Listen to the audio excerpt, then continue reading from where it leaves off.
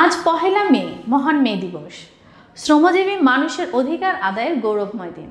1886 সালের এই দিনে যুক্তরাষ্ট্রের শিকাগো শহরের হে মার্কেটে শ্রমিকেরা কাজের সময়সীমা 8 ঘন্টা নির্ধারণ, কাজের উন্নত পরিবেশ, মজুরি বৃদ্ধি সহ বিভিন্ন দাবিতে ধর্মঘট আহ্বান করেন।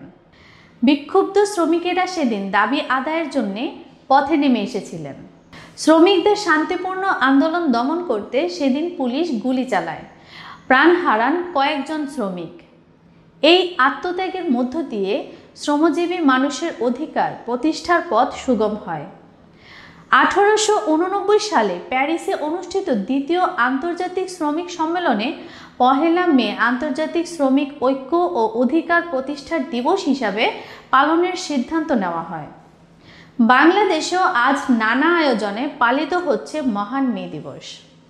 সরকারের পক্ষ থেকে মহান মে দিবস এবং জাতীয় পেশাগত স্বাস্থ্য ও সেফটি দিবস 2025 পালনের নানা আয়োজন রয়েছে আজ। এবারের দিবসের প্রতিপাদ্য শ্রমিক মালিক এক হয়ে গড়ব এ দেশ নতুন করে।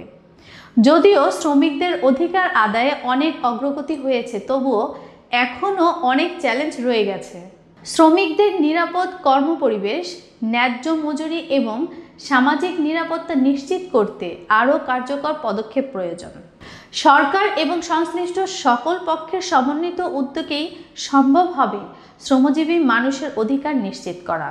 মহান মে দিবস আমাদের স্মরণ করিয়ে দেয় শ্রমিকদের আত্মত্যাগ এবং অধিকার আদায়ের সংগ্রামকে।